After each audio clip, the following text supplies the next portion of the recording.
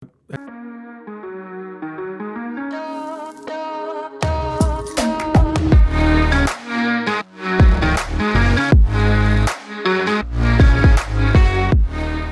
guys, what's going on? Bobby here, and welcome to a brand new episode of the ATA Network podcast. At the top of this episode, I want to thank the What's That Like podcast and John Knowles for allowing me to utilize this awesome Studio 312 to record the ATA Network podcast. I also remind everybody that if you have a guest recommendation, suggestion, you want to hear somebody out on these airwaves, shoot us a message at Facebook, Instagram, Twitter. All of that is ATA Network. Also, any links, anything that we discuss on this podcast and that we feel like you need a little bit more information on, check out the link dump at bobbykrug.com/podcast.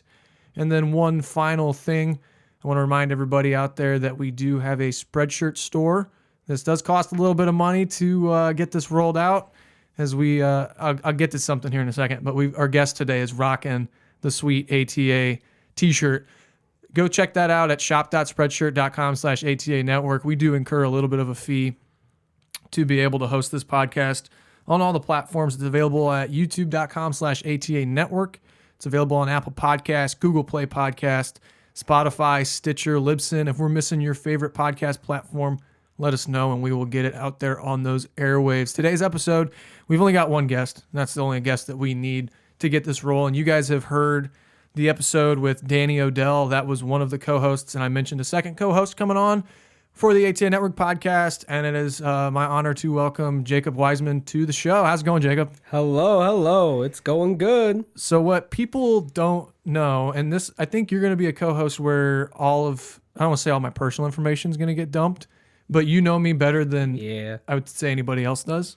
And what most people don't know is me and you tried doing a podcast a couple times. Technically, we tried doing two.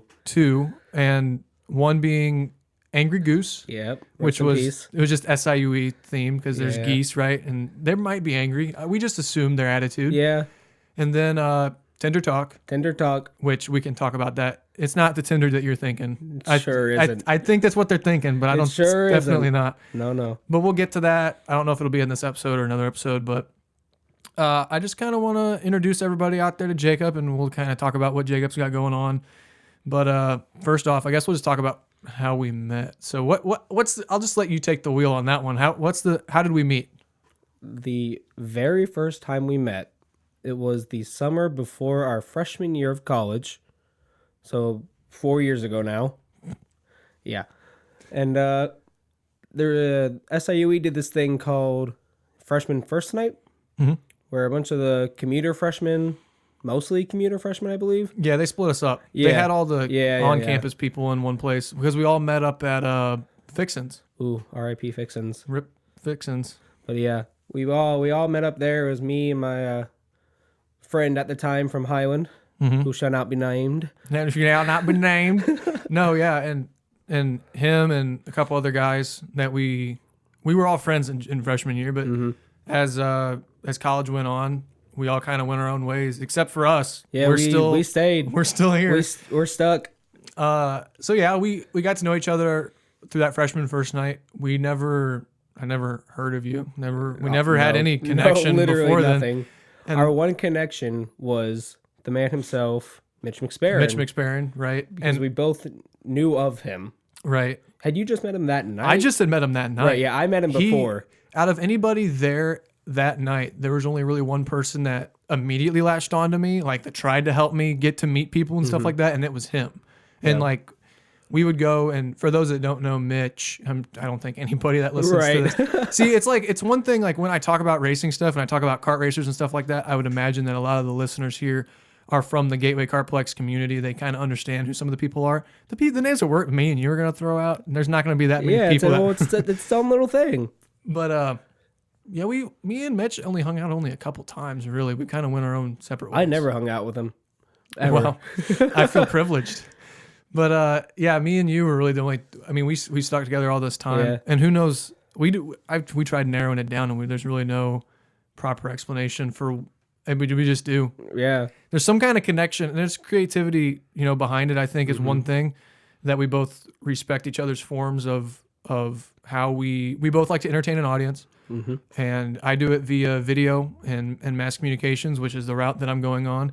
And I spend a lot of time in Dunham Hall. Yeah. You spend a lot of time in Dunham Hall because you pursue theater, which which is a complete, like, we're on two not opposite ends of the spectrum, but they're very different. They are, but also at the same time they're not, because I have acted in multiple mass comm productions, mostly yours. Mm-hmm.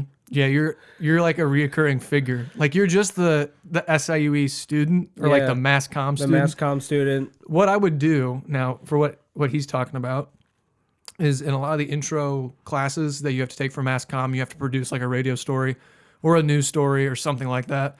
And I used you for a student opinion about the construction over by Founders. That was one. That was a video one. The radio one was talking about the new studio or something at Mass Comm, and you came on. Yeah, I'm Jacob Wiseman, Mass Comm student. Right. So basically, when I was like, man, I don't really have to want to go out and interview somebody that I don't know, I would just pull you along, and that would happen.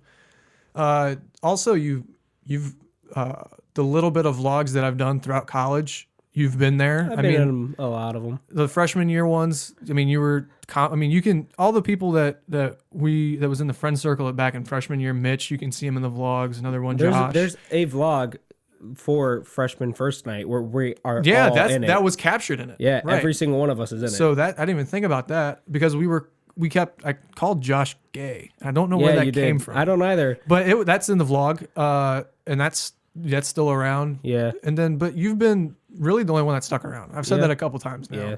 But besides the combination of me and you doing things in Dunham and things that have to do with entertainment, me and you are also both avid fans of professional wrestling. We sure are. Which we might get slack for that. I don't really care. Come at me. I'm ready. So that's like, wrestling's fake. Yeah, it's fake. They're not actually hitting each other. Oh my God. My brain just exploded. I didn't know that. Did you know that? I didn't. Oh my gosh. It's like in movies when they're not actually hitting each other. Wait, you're telling me in the movies that they're not hitting each other? They're not hitting each other. Oh my God. It's the same concept. It's entertainment. Entertainment. Okay, Jacob, welcome to the ATA Network quiz. WWE, what does the E stand for? Entertainment. And that's what it is. And me and you have gone to a couple shows, most notably SmackDown third row. Yeah. But nobody was sitting in front of us, so it was technically front row. Pretty much first row, yeah. We both got on television. You especially got on television. The New Day entrance. If there's any WWE fans out there, well, first off, shout out to you guys. You're probably going to be able to understand the real ones. Understand these stories a little bit better. The New Day entrance, I'm like going ham in it, and then because me and you both understood the camera people. Like you could see when they were looking at us. Oh yeah. And then the red light went on, and you can't see because there's two different video feeds. There's the video feed that goes into the stadium that everyone in the stadium can see, and it's different than the televised. Television, yeah. Because if you're shooting the televised video and then you see the same angle from the television, then you get the loop and the feedback, and it looks really bad. Looks unprofessional. And there's nothing but professionals over at WWE. Right. It's the top of the line. Top of the freaking Honestly, line. though, kind of is. It is. I mean, all the money and the transportation and all that stuff is just insane. They just started a football league, so the XFL. Yeah. Good old Vinnie Mac. But I noticed that I wasn't on the big screen, but I saw the red light on the guy's camera go, and that's when I started going crazy. I'll link that. That'll be in the link dump. Yeah. The link dump. So yeah. What else can we talk? I mean, honestly, you do a lot of stuff. You've had a busy semester this semester with all your productions. Too, man. Talk about just some of the roles that you've played throughout your college career and what some of the challenging things of acting are. All right. So yeah. As Bobby said, I'm an actor. I'm a theater performance major. I came into SIUE with virtually no theater experience other than like musicals and like middle school and high school and like choir and stuff. But there wasn't actually a theater program. And so going into it, I was like, what can I do in college that I like to do, but that could also potentially get me some money? I was like, acting? All right, I'll go to some acting. So that's what I did. And I came into it, I was like, I know nothing. I know nothing at all. And that was freshman year. And then I wasn't actually cast in anything until sophomore year, which was, we do a one-act festival thing where student-written, student-performed work and all that. Mm-hmm. That was my first thing. And then that's all I did that year. And then fast forward junior year, I did another similar thing like that. But then I was cast in my first main stage production show called Radium Girls. That was a hard-hitting one. It was a rough show. Not rough like it was bad. It was rough like it was heavy material. Mm-hmm. Yeah. And I was cast as a mean doctor named Dr. Frederick Flynn. And in the production, you had business cards that you Sure did. I still have that in my wallet. I carry that in my wallet. I think I have one left. You got to save that. You got to save that for the museum. Well, that one's mine. Oh, that's your personal business card. That's the one I Gotcha. use the most. I can tell because it's the most bent up and smudged and stuff. Gotcha. But yeah, and I played an evil doctor, but I also played like 3 other roles in that show. I was like, what was I? I was a store customer. I was a butler. What? I was a board member. Mm-hmm. But yeah, so I did that. I was like, oh, this is great. I'm excited. I did it.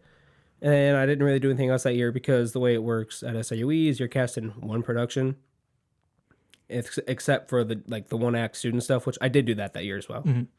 This year, actually, let me backtrack. Junior year. Second semester junior year. Seems like so long ago. For real. It was literally a year ago. I was cast in another production called RUR, which is about robots taking over the world. It's actually it is a play in itself, but the way we did it at school is we basically took the dialogue and we created our own show. It's devised work is what it's called. Yeah, so we did that. That was, oh my gosh, that was so much work. It went from the day we got back in January to April. Was it in April? I think so. Yeah, April. I was there every night, weekends, every night. Let me just say, like, just from what I've noticed, and I might be completely wrong, and you can tell me that. That's cool.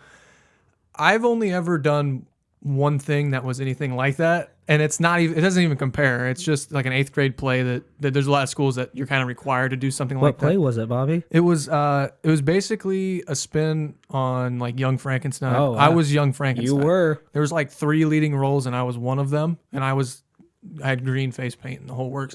But we had a script, and we went off that script. Like it was something that was bought from a company, and or licensed, whatever that's that process is. Which is typically how it goes. Yeah, but the thing that I noticed with like what you guys, what the SIUE does in general, it seems like it's a lot more like let's take something and build off of it. Let's do something, and like there's a lot of student involvement to like do certain twists on it. Like there's like a little bit of like, I don't want to say improv, but it's kind of like that. Yeah, but I mean, so what happens is there's 3 directors per semester, 2 faculty normally, and then a student.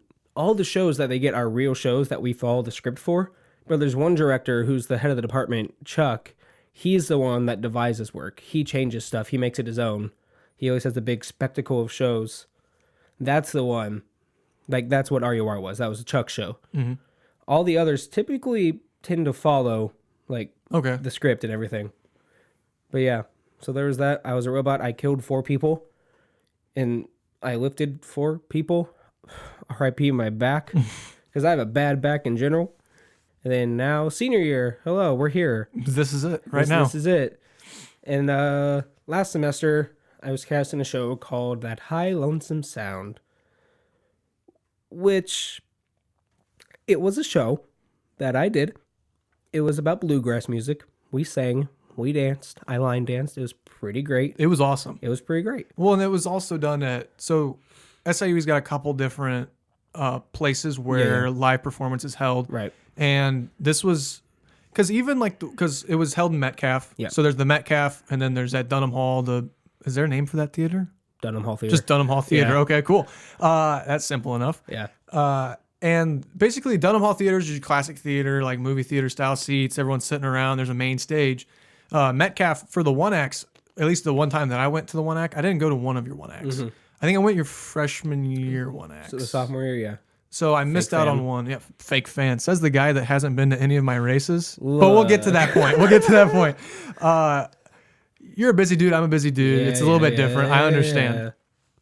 So yeah, the High Lonesome Sound one, I thought that was really cool because the audience is sitting around you, whole 360 degrees. Well, the thing about the Metcalf is it's such a malleable stage. Like you can do pretty much anything in there. For this one specifically, they wanted to do a theater in the round, so like 3 different little things. You know, if you don't know, well, you know, then you know now. Yeah, and so that was cool for that because we were immersed in the audience. Basically, it was really cool. It was a really good experience. But yeah, and then this semester I was cast in a show called Antigone, which is a more modern retelling of Antigone, Greek mythology. I won't bore you with those details. But yeah, this one, same thing. It's about Chicago, gang violence, stuff like that. I was cast as the male lead for the first time since my senior year of high school. So that was intimidating. Yeah. Very much so. Well, that was that's been your most involved role in theater. Oh, yeah, 100%. And man, that was hard. It was a heavy show. I was such a bad person. I almost cried. Like, no joke. I was, and it was very well done. All the actors on it. I mean, there's a lot of current issues that are presented in that, you know, racism being one of the big ones. Racism, gun violence, gun control, sexism. Yeah. A lot of it. It was a heavy show. But it was good. It was good. It was really good. It's my favorite experience I've done here. And it was it was my senior project. And I can attest from the one show that I went to that you did an amazing job. Thanks. Like it's weird. I don't want to say it's weird having a theater friend, but like it is. You've had so many different roles over the past couple of years. So like when we're done after a show and you've played a character that is not the nicest guy or like a jerk or whatever, which typically are most of my characters, I've noticed. Right. And then it's kind of weird to like hang out with this guy. It's like, should I be seen with this guy? But then which is a good problem to have because of how real you're making the production. That's the biggest thing is like the separation of yourself and the character. It was hard because I am not anything like my character was at all. It's just it was hard. I cried every single night because in the show people died. And it was a really good experience. I'm sad it's over, but I'm not done yet. No. What else you got going on this semester? Oh boy. Come March, I have the One Act Festival, which I'm in one piece of that because I'm not overdoing myself. Well, I am, but yeah, then I'm going to Louisville for a weekend after that. But then for a theater festival. But then after that in April, I don't know the exact dates. I'm so sorry. But it's called Classics Club. It's a fundraiser. It's like we're doing all Shakespeare pieces. Mm-hmm. Yeah. So that'll be fun. And I also did a Black Theater Workshop performance at Lewis and Clark the week after the show. Literally 3 days after the show. I was very sick. I am still sickly. Not as bad at all. But it's not the coronavirus. It is not. As far as I know, I do not have the coronavirus. Otherwise, Studio 312 would be infected right now. And we'd all be stuck here. And what's that like podcast takes a nosedive. Sorry, John. Sorry, John. So I kind of want to dive a little bit deeper in the theater. Just at least I got one question that I can think of off the top of my head. I'm sure it's going to lead to more. And like, I'm not super planned for this episode. Kind of like the chemistry that me and Danny have. I know I can just kind of have us on and we can just talk. But I don't know racing, so I ain't know none racing stuff. I don't know none racing. So, you know, as a content creator, because I'm kind of speaking from like what I experience, because we're both entertainers to an extent. Yeah. Sure, what we're doing is completely different, but there's still a lot of similarities. Right. And one of the similarities is our interaction with the audience. And like for me on YouTube, that's in the spectrum of likes and dislikes or views or comments. You don't get that. So what do you gauge your success off of? Is it a producer, director telling you guys, hey, you did a good job? Is it you find a way to gauge it off the reactions of the audience? What do you go off of there? Or is it just kind of an unknown? It's known for me. It's a big question. It's different for everyone. For every actor, it's totally different. For me personally, it's how I believe I did, how I think my performance did, how it went, what I did well, what I didn't do well. And I gauge it also off audience reactions. Like one specific scene in this past one, I had a rap and a dance. And if I got laughs, I knew I was doing something right. That was, yeah. So there's that. And then I don't necessarily gauge it off of this, but something that helps me is when people come up afterwards, like, or tell me, they're like, hey, that was good. That was really good. It really, really was moving. I'm like, well, good. I'm glad I'm doing my job. For this one specifically, since it was my senior capstone, though, my gauge of success were my 3 performance professors in my capstone interview the other day. They were like, you've grown. Your confidence has grown. You're great. I'm like, thank you. So that's good. So you passed that area. That's good. Another thing that I was thinking about is like, especially recently where you say that you're doing, like you literally had the Black Theater Workshop thing the week after this big senior capstone performance. And for the show that I went to, you had a lot of lines. Obviously being a lead, and you got this rap, you've got, physical movements you have to remember and lines. But then the next week you got to go do another thing that's different, right? How, oh man. When I did, so the video that I made at the beginning of the year, begging people for money, essentially. Yeah. And I talked about this in the first episode of the podcast, how it took me 4 hours to get through 3 to 4 minutes of video that I pretty much had Greg and Mark write out on big poster board to tell me to read. And I can't remember it even going off of the poster board. How do you go and process all that information? Because that's just information overload. This is one of those things for me that is unknown. You just have the knack. I just do it. It just happens. I do it. I mean, for this one, the lines, I guess, will go off of that since I had so many.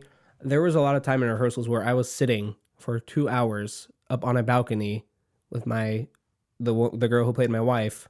We were just sitting there doing nothing. So like, we'll do lines. So that's honestly how I learned a lot of them. But honestly, they just kind of happen. Well, and it's not like you're doing everything by yourself. I mean, you've got other lines, and then everything works. Like you're. It's a collaborative effort. Right.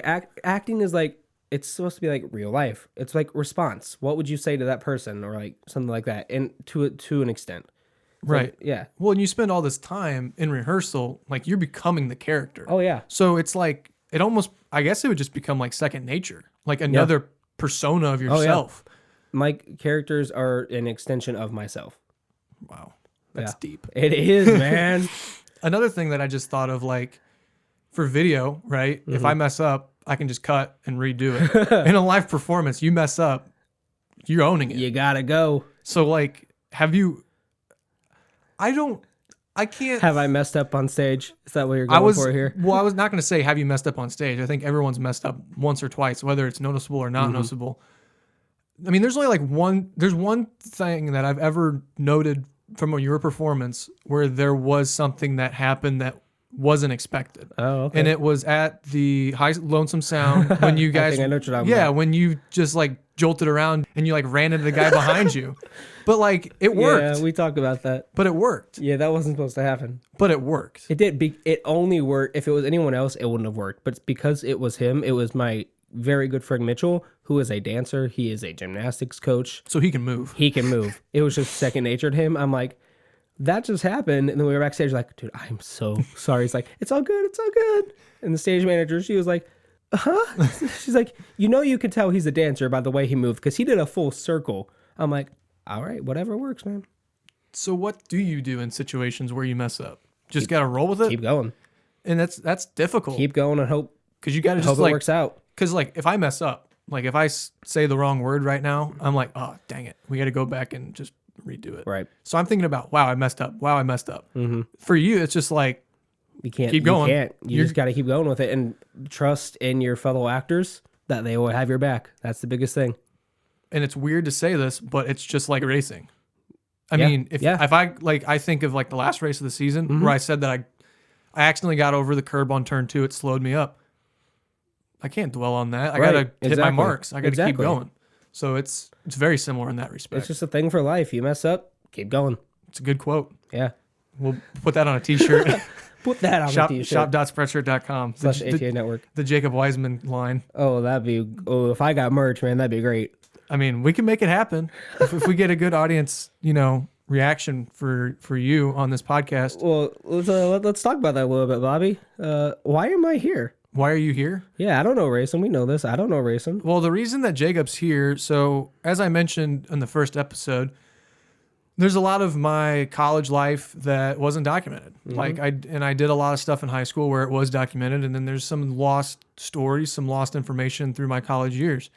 And who better to know what I went through in college And the person who was there. than the person that was there? And you're really the only common denominator through everything, I would say. I mean, Yeah. we did take some same classes. We took Spanish together, which is We an experience did. in itself. Shout out to Jose Lacone. Oh, man, I love that man. That was an experience. And did. honestly, I don't know if this is the same for you. We took Spanish 101 together, but we didn't take 102 together. Nope. But I can guarantee you, 102 was harder content, obviously, but I don't know if I could have done 101 and 102 by myself, because it's a foreign language. It's difficult to Right. learn. But yeah, we took that class together. We took another class, Geology with Old Grossman. Old Grossman. Old Grossman. Shout out to you, Old Grossman. Shout out to Old Grossman and Jose. Were those the only two classes that we took together? Yeah, that's That's all crazy. But yeah, no, Those are my first 2 Friday classes. we took just recently we took bowling together. Oh, yeah. That's right. Which it didn't feel like a class. It was just like wasn't me a and class. you. No, the guy definitely. He was like, "We'll let you out a couple weeks early." didn't care. No. So yeah, we took a couple classes together, but nothing super. We didn't we're not in the same major, so we didn't try to align. We're in the everything same together. building. That's about as far as it goes. Same building. We would a lot more in our earlier years. We would play pool or Every bowling single day. We would play pool every single day. and we kept a tally. We did. And at the end, the loser had to pay for Buffalo Wild Wings, That's our go-to. because I've always liked Buffalo Wild Wings, and I'm getting to a point where I'm starting to get sick of it, honestly. But I don't go there as much as I used to, and it's mostly financial because I just can't afford that. You used to go there by yourself without me. Yeah, I've never done that. I've done that. Literally, the last race of the year, I had to stay there for the iDrive championship. Hunter, Evan, Trevor, all those guys all went to Buffalo Wild Wings, and I'm like, dang, wish I could have gone. But I was like, that sounds really good. So then I went by myself. And ironically enough, and some people are going to know this if you're in the Mont Olive area, some people that I used to go to high school with, Evan Bartok, Will Murphy, those guys, they were like across the Buffalo Wild Wings. Like I'm sitting in a seat that I can look straight in front of me and see them. And I just felt embarrassed because I'm at Buffalo Wild Wings at a table for 4 by myself eating wings. But yeah, I've done that a couple times. I've known to do that. But we've I don't know why, but we've maintained this friendship. Yeah. But it's been fun, right? Yeah, I mean, since freshman year, we've just been like each other's person at school pretty much, and just in general. Like we've just gone back and forth with our lives, everything. We know any problems the other one's had, basically, anything like that. Well, and there's definitely going to be people that know on the podcast, and I don't really care about. I don't want to get into too far of detail, but there's people that know. That's for the next episode. Yeah, that's a whole episode in itself. But I had a lot of issues in high school. A lot of my friends, I don't want to say they left me, but I mean that's just kind of what happens after high school, and I had a hard time coping with it. And then there was a girl. Are you gonna say their name? I wouldn't. But yeah, that also messed me up a lot too. And honestly, between you and another guy, Brendan Lauer, between you two, you guys got the whole dump full. And I would say right after graduation, right when I got into college, those first couple of weeks were I'd say my roughest times of my life mentally. And between our friendship and just getting used to college, and then through iDrive and Brendan and all those guys that I used to race with, that's when my life started getting good, and it's led me to this point. So that's to answer the question from like 10 minutes ago. Why are you here? That's probably why you're here. Is just because nobody knows the past 4 years of my life better than you. Yeah. And I mean, other than that, we work well together, which we've discussed. I mean, we tried to have 2 podcasts before, As we said before. Right. So Angry Goose podcast is essentially this. Yeah. I mean, it's not. Yeah. I mean, the ATN Network podcast, obviously, there's going to be a racing emphasis. Obviously. But there will be episodes like this where it gets personal. Right. And this is what I'm talking about, where the podcast replaces the vlog, is where I can kind of talk about what's going on in my life and things that have happened.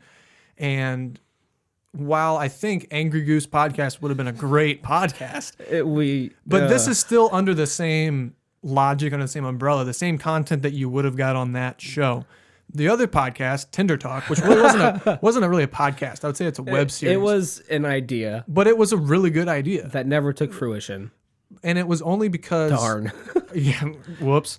But no, the idea Tinder Talk, it's not Tinder, not Tinder, Tander. So at the Fixins, the famous restaurant, second floor of the Muck, they serve chicken tenders on Tuesday. So it's Monday. It's Monday. Mondays. It would have been Monday. Yeah, because we went after a bowl. I don't know why I was saying Tinder Tuesday. I don't know. Are you sure it wasn't Tuesday? It was Monday. Was it Monday? Okay, so Mondays. But we also went freshman year a lot. Right. So Yeah. we went, and we took advantage of the chicken tender We buffet. sure did. So you go to, so there's 5 days during the week, there's some kind of buffet. So you go there and you can pay for the buffet and then you get chicken, taco, whatever. Right. And you can basically just have free reign of the buffet. So we're having chicken tenders. And we thought it would be a cool idea to do kind of like a morning announcement kind of thing. Well, SIUE sends a blast email and they kind of tell about what the events are going on. So we'd be there kind of advertising Fixins. Another thing that also helped it was the fact that we got seated in the same table every time. That was off by itself pretty much. We could talk how we wanted to. It was by the window so you could see action from the hallway. So it looked very natural. Had a really good setup. But yeah, that just never worked out. Yeah, and it was a logistical thing. Yeah. I think we would have done it if I would have bucked up and done it. But it was just the process of all right, so we go bowling and then I got to grab all this camera equipment and we got to upload it at a certain point. It's definitely a lot more. With this, at least we can kind of plan episodes out and get ahead. Whereas something like that where it's announcement based and you're talking about the college, The college. The college. We are capable of doing something like that. We just don't. It's very timely, so we would have to get it out quick. It was kind of a dumb idea in retrospect. We were so excited about it. I mean, it really is a good idea. If somebody could do it right, we've got a relationship that I would feel like is very Rhett and Linky. Oh, 100%. Just because we both bring something different to the table, but it just flows. Just in case, so everyone knows I am the Rhett in this relationship. Well, obviously, I mean, look at your hair, and you can grow a better beard than I can. That's very true. I can. I'll take the link. That's fine. I mean, Link owns the business, so Link, there you go. He is. He's on all the legal paperwork. He is. I bet you didn't know that. Dude, you told me that. People in here need to know who Rhett and Link is. They've got a podcast as well, Ear Biscuits. Ear Biscuits. I've been listening to that a lot. So, oh, really? Yeah. Nice. It's really nice.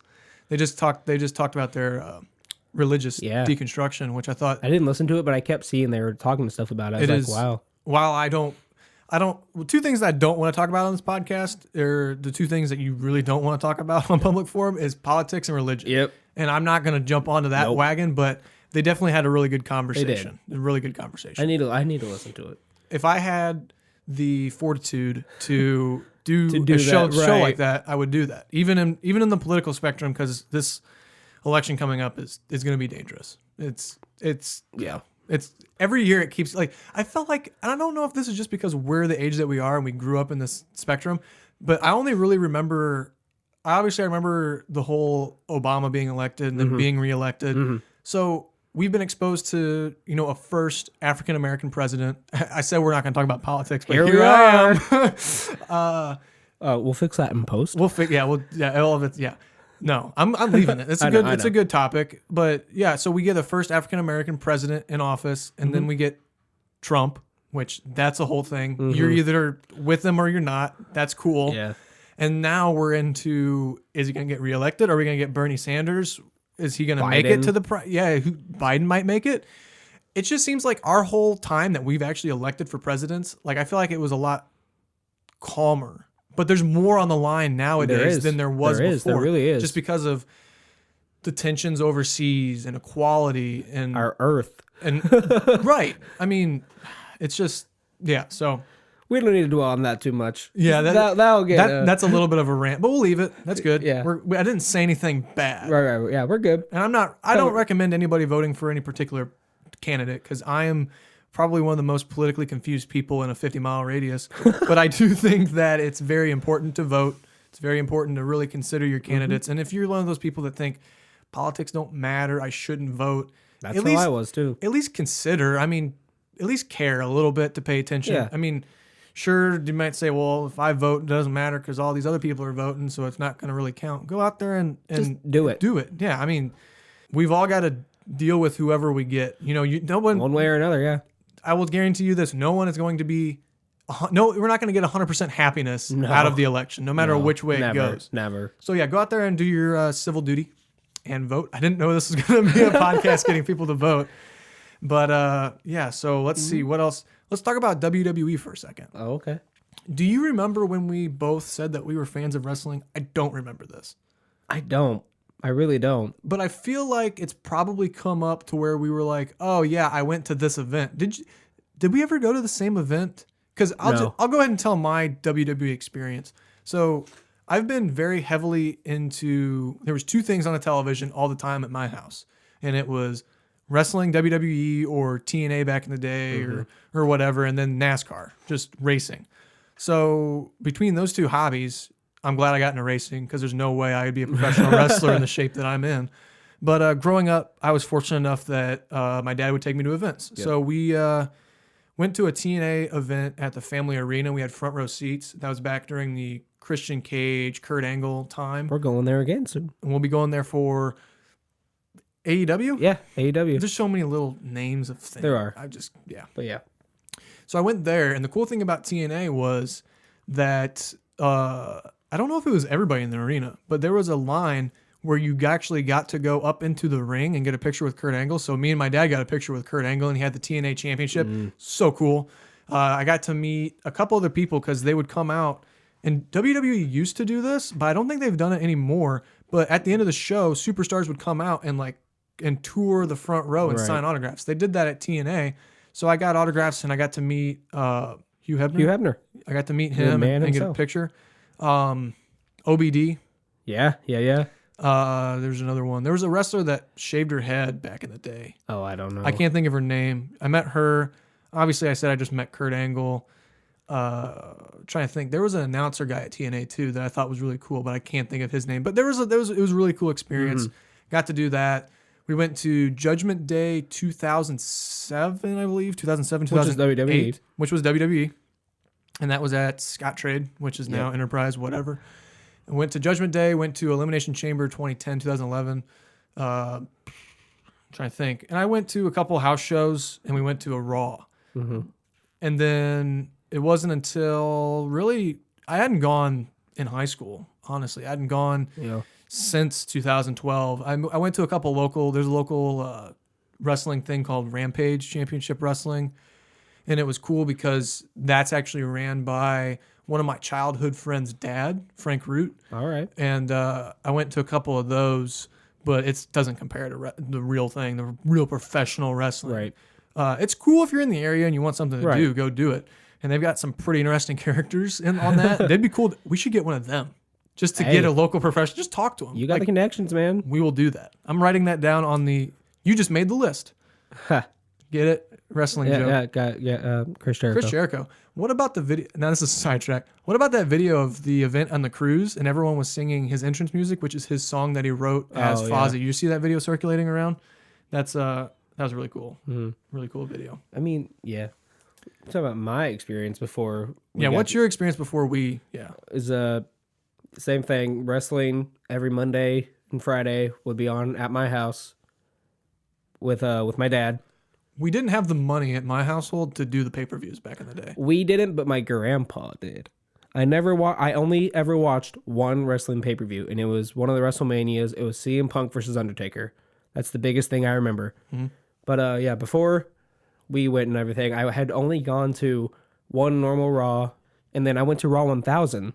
That's a big one. For my birthday. I was very upset I didn't go to that one. Yeah. Because DX got reunioned. They did. They took out Damien Sandow. That's the one thing I remember from that, to be honest with you. That is all I had ever gone to before. And we went to. But I always kept up with it. Like, I admin wrestling pages on Facebook and stuff. So you were really into I it. was in it, yeah. And I would say, like, I was more into it as a kid. I had action figures and the whole works. Oh, yeah. I collected a lot of action figures. Oh, yeah. But even when we went, I still didn't really watch it on a regular basis. I mean, we're just both busy. I mean, we stay up with it on social medias. Right. That's pretty much only way I keep up with it. But we went to a Raw. We did. We sat up in the stands just a little bit on the first bowl, but we were like enough to where you could still see us on TV. They were really good. Those were good seats. Those were really good seats. And then we went to that SmackDown show. We wore our Bobby Krug shirts. We wore matching the blue Bobby Krug t-shirts, so it was pretty easy to see us out in the crowd. Yeah, that's pretty much why we did it.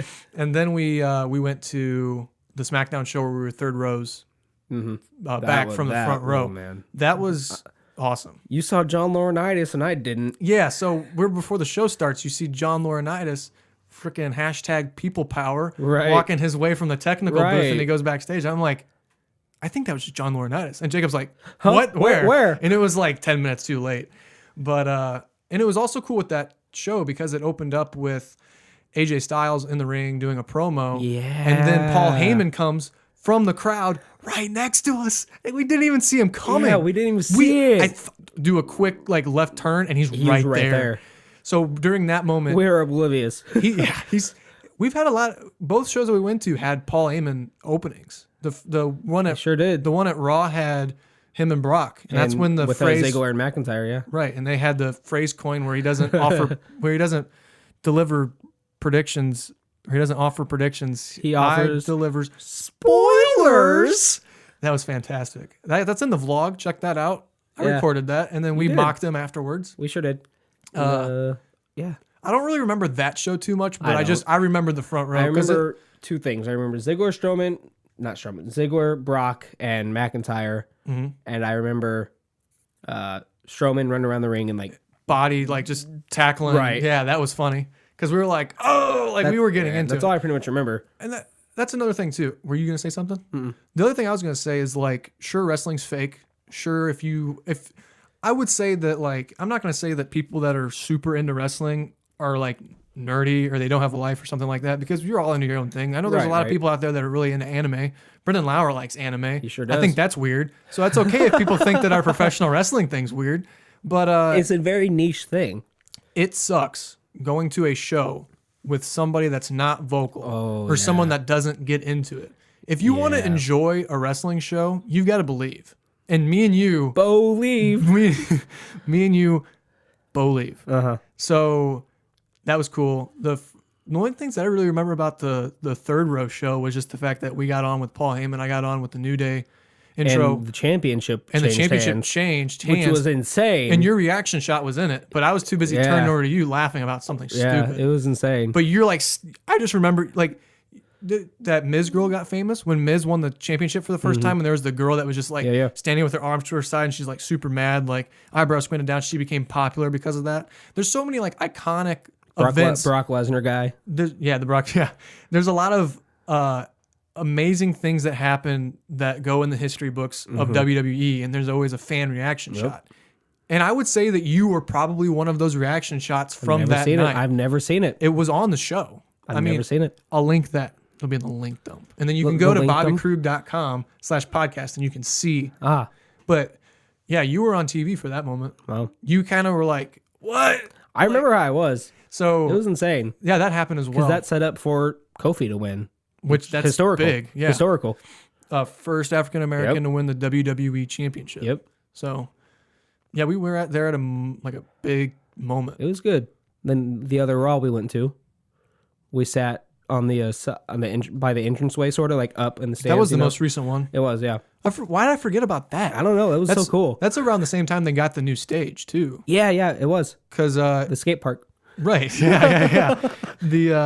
The back of this thing, it just looks like a half pipe. Yeah. And that they screen on it. And the cool thing about that's a question for you that I'm going to give my answer to. Okay. Is let's say there's somebody out there, whether they're a wrestling fan or not, and they haven't been to a show, or there's someone that isn't a wrestling fan, but we just talked about it, and someone's out there like, I kind of want to go to a show. Yeah. Where's the best place to sit? Now, I will say, for your first time, I would say I wouldn't spend the money to be front row just because that's a lot of money sometimes. For something you're not sure if For you something like. you're not sure if you're going to like. If you go and you like it, then I would recommend spending that money. Yeah. If you've got that money. Sometimes it's expensive. I don't even remember what I spent on the front rows. I don't even want to know. I don't even want to recollect what I spent. But I would say where we sat for the other Raw, just being like that, like up by the ring, or even the other one, the most recent one. I feel like being up, you're not missing anything. Mm-hmm. You get to see everything. And I don't want to say this to be rude, but this is just honesty. The cheaper the seats, the cheaper a quality people you're sitting next to. That's true. So if you go up to the nosebleed seats, you're going to be sitting with like a family with like 10 kids. And like, no offense to them, but sometimes kids can be annoying and just, and who knows? If you're not like in an aisle seat, then you got to get up for people. Like that's just anywhere you go, any sporting event. That's the worst part of anything. But I would definitely recommend somewhere in the middle. Not upper bowl, but maybe like top of the lower bowl. I personally think my favorite, besides like the front row, obviously, was the most recent one where we up by the ramp, because we saw everything, like technical elements included, which was really cool. Yeah, the one thing I probably enjoy this a lot more than you do, just being the video guy.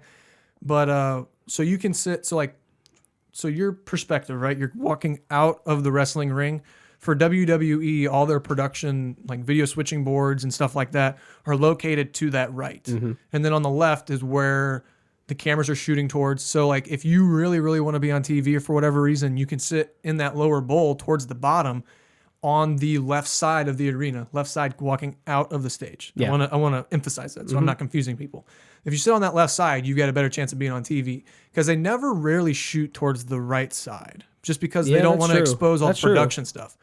So, as a mass comm guy, as someone that's really interested in video production stuff, I highly recommend sitting on the right side because you can, especially if you're in the lower bowl, you might be close to, they've got a camera guy blocked off in a section where you might literally be sitting next to the camera guy. Yeah. You can probably see what his viewfinder shows, so you can see when he zooms in, zooms out, what he's focusing in on. And if you sit even lower, closer to the bottom of the bowl, you can get a really close look at the video switching boards and just all the live production aspect of it. I would say I click buy on the tickets a solid 30-40% just to see all that stuff go down. Yeah. Because WWE, as they used to phrase Raw, is the highest number running episodes, live episodic television, blah blah blah. Just because they've got it down to a science. I don't even really know of any other thing like a sport that travels like they do. I mean, sure, you've got baseball and football and stuff like that, but like Fox Sports Midwest, they have their own regions. They have their own production outlets. And for them, and for like football, baseball and stuff, they don't have to really bring anything in. They have the stadium there. WWE, they bring everything. Ring, ramp, barriers, everything. All the technical stuff. Even a lot of the pay-per-views too, their own seats. Because if you get a floor seat, you take that seat home with you. It's an event seat. There's so much planning. They're always on the road 24/7 just to bring their product. Yeah. And like another thing that differs it from other sports is, sure, you might not, they do their Raw, their SmackDown, NXT, main event. They do things like they've got so many different shows, but they also do house shows. Yeah. So they're literally doing a show every night. Pretty much every night, yeah. And that's not like, sure, there's different shows, so they've got different caravans of trucks, but they're like, it's not that the wrestlers get to like, they're not there all the time. They get to go home. Right. And I mean, they're like leapfrogging production elements too. So that's definitely cool. And like I said, if you get the chance to go to a show, do it. You'd be missing out tremendously. So, sorry, this is like a sidebar funny thing. Sophomore year, I had a guy in one of my acting classes who he was only in there because he was like, yeah, I want to be a professional wrestler, so I want to learn how to sell better. I'm like, oh, buddy. I think you might be in the wrong spot. You're in the wrong place. I think we've come to the conclusion of this episode, Jacob. You think? And we've left a lot on the table to further discuss. I mean, yeah. So everybody, Jacob now. Jacob, hello. do you have any final words for the audience?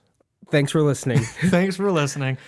All right. So at the end of this episode, I want to remind everybody that some of the things that we discussed that we're going to provide links to are available at bobbykrug.com/podcast. I also want to remind you guys, if you guys have a guest recommendation, that you can send that over. Any of the social media links, Facebook, Instagram, Twitter, all of that is at ATA Network. And support the show, support Internetainment, by going to the shop.spreadshirt.com/ ATA Network. Yeah, what he just said. Pick up some sweet merch. We got hoodies, shirts, hats. That's another reason I'm here. I'm also Bobby's merch consultant. Yeah, he is. You've bought the tremendous amount of merchandise. I sure have. But it's comfortable, isn't it? It is. Yeah, you're my number one. Not only are you technically you are a part of the ATA Network. I am. As the cast list of entertainers. Yep. But you are also probably one of the biggest fans as well. It's true. It's very true. All right. Well, I thank all you guys for listening to this episode. Tune in next week for another episode, and we'll see you guys on the next episode of the ATA Network podcast. Peace.